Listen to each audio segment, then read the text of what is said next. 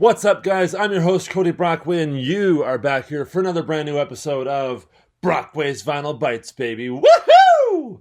We're having a blast here today. I have gone and I have picked 10 amazing prog rock and prog metal album openers. That's right, you have stumbled upon the top 10 prog album openers. As you knew by the title, now obviously this is not a ranking, okay? So these are just 10 songs that I think perfectly open up the album that they are fitting in with. And I could have probably done 50, but I narrowed it down to 10. I gave myself the challenge, and I think we came up with a pretty good list. Now, if there's anything I've left off this list that you respectfully feel that should be mentioned, tell me in the comments. I'd love to hear from you. Just respectful is all. I gotta be respectful, guys. Come on, come on, man. So, like and subscribe, all that fun stuff, and like I said, let's get into it. This is not a ranking, and this is just 10 songs that perfectly, in my opinion, open up these albums and really set a mood. Porcupine Tree opened up In Absentia with a tune called Blackest Eyes. What a haunting, beautiful, nightmarish tune.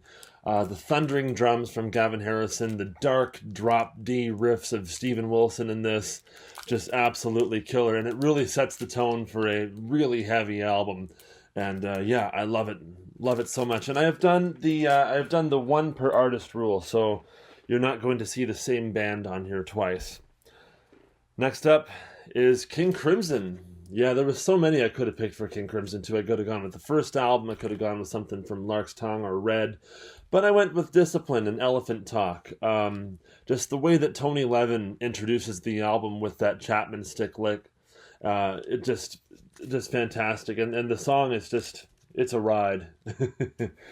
Oh, this lineup, you got Adrian Belew, Robert Fripp, Tony Levin, and Bill Bruford. And I saw the Beat Project, of course, which is Adrian Belew, Tony Levin, Danny Carey from Tool, and Steve Vai. Actually, you can see the signed poster right here.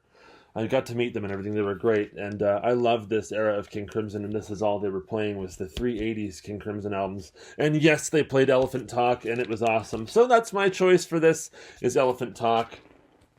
Moving on, oh yes, going back to the 60s here. This band had this crossover between prog, the sort of psych movement, I guess, mixed with pop, rock.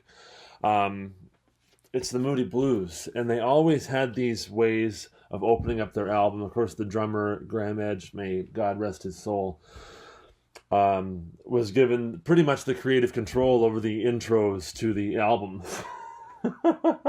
And so on this one, you got In the Beginning, I think I am.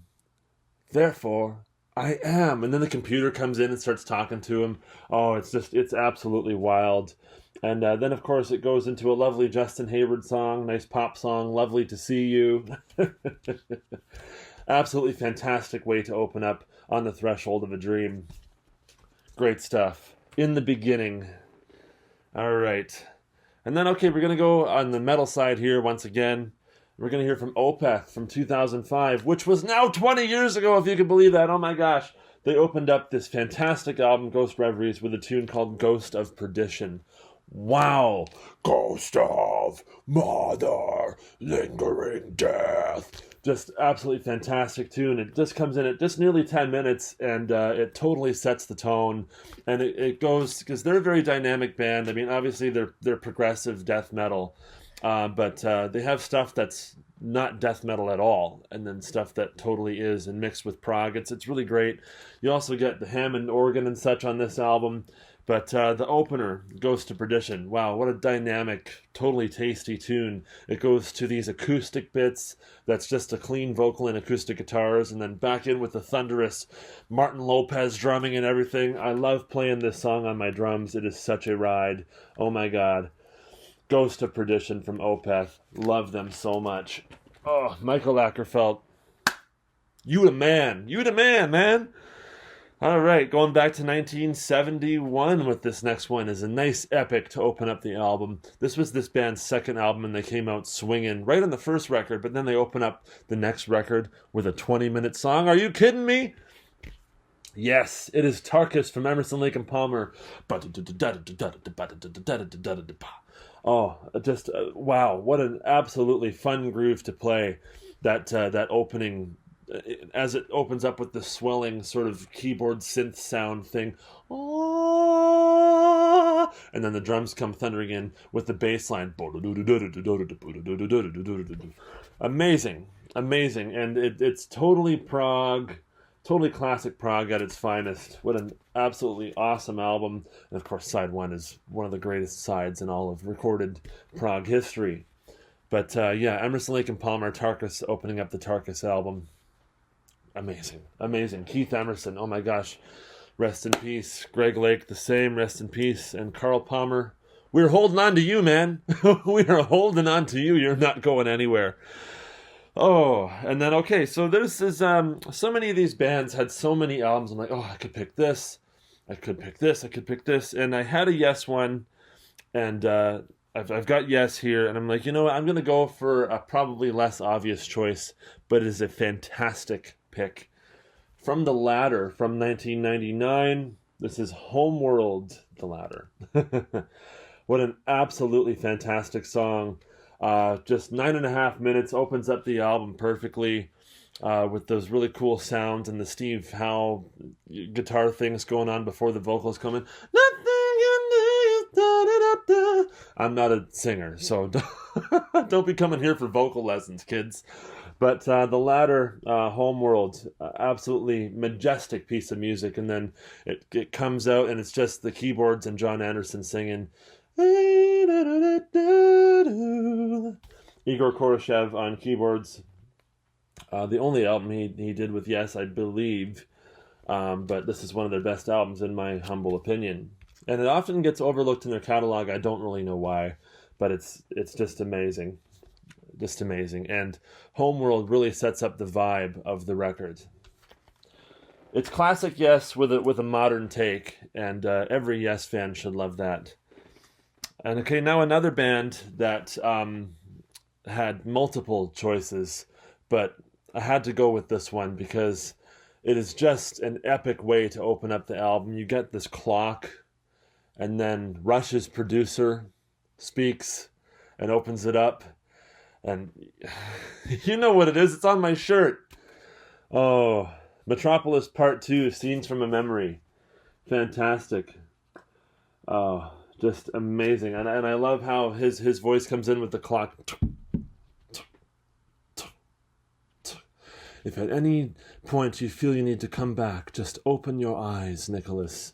And how this whole piece then, it comes from Terry Brown setting up the story. And then James Labrie coming in with that wonderful acoustic John Petrucci guitar. Safe in the light that surrounds me. That's, of course, a melody that would be revisited on Spirit Carries On, because it sets up the whole concept of the album. It's regression. It's scene one regression that goes into Overture 1928. It is fantastic. And those songs set up the whole idea and the concept behind all the characters of the album. So Nicholas, Victoria, all of this stuff, and this guy having bad dreams. Then he finds out he was a girl in his past life who was brutally murdered. Oh, it's a sad story, but a fantastic album. And the regression part just totally sucks you right in from the hop, right off the top. Yeah, Dream Theater, Metropolis Part 2, Scenes from Memory. You knew this had to be mentioned. You knew as soon as you saw this shirt on, oh, he's probably going to mention Dream Theater. Yep, you're right, Subi! Okay, so next up, a band that massively influenced Dream Theater, like all the other bands actually on this list as well. This album starts off with a heartbeat, and it builds and it builds and it builds, and then it comes out into Breathe. That's right, we got Speak to Me, Breathe, opening up Dark Side of the Moon. What can I say about this that hasn't already been said a million times before? I mean, good God. One of the absolute masterworks of all time, Dark Side of the Moon, and it just totally ends... It totally starts on such a cool vibe, again, with that heartbeat, and then you can hear the voices. I've been mad for fucking years. Absolutely years. You can hear Alan Parsons and all the guys in the studio talking. And then you can hear the vocals from Claire Torrey, the screams, like from Great Gig in the Sky, sort of like that. You can hear that all build up, and then boom, boom, boom, boom, boom, boom, boom. the absolute kings of setting up an atmosphere. They really did it so well, and it's perfectly executed on this album. Dark Side of the Moon, Speak to Me, Breathe. I'd argue that One of These Days is also another track that does that really well from the Metal album. But we're talking about that one here today. I got 2 left. Wow, we're flying right through this one. From my favorite band of all time, obviously, Watcher of the Skies from the Foxtrot album from Genesis. Good God. Tony comes in with that Mellotron, and you're immediately like, ooh, what's this? It's haunting, but it's cool and gorgeous and sort of dark at the same time. And then the band comes in with that and it just gets heavier and heavier as it goes on, until they sort of climax at the end with that snare and guitar groove. Amazing! What an absolutely fantastic way to set up a masterpiece album. Watcher of the Skies, fantastic. And then, of course, seeing this, when they would play this live, Peter Gabriel would come out singing the Watcher of the Skies, Watcher of all, with the bat wings on his head and the whole theatrics of it. You can feel it listening to the record. It is absolutely amazing. And what a great way to start the album, Watcher of the Skies. If you disagree, you are wrong, man. You are totally wrong. And number 1. Well, like I said, this is not a ranking, okay? This is absolutely not a ranking, but we're just having a good time here. If you have any that should have made this list, in your humble opinion, let me know in the comments. Now I'm going to tell you my last choice. It is connected to that album that we just talked about there, which was Foxtrot from Genesis. Of course, the guitar player Steve Hackett left and formed his own solo thing. Of course, he was still in the band when he put out his first album. And we're going to talk about that album. It's Voyage of the Acolyte. You got Phil Collins on drums, you got Mike Rutherford on bass, obviously him on guitar, and you got his brother John Hackett, and Sally Oldfield, a couple other people in the fold here. It's pretty much Genesis without Peter Gabriel and Tony Banks. But he comes out swinging with Ace of Wands. Immediately, you're just met with him and Phil Collins playing this absolutely explosive line opening up the beginning of that song. Just Phil going ham on the drums and Steve following him on the guitar. And it's only for like 2 or 3 bars at the beginning of the song, and then you settle into this. And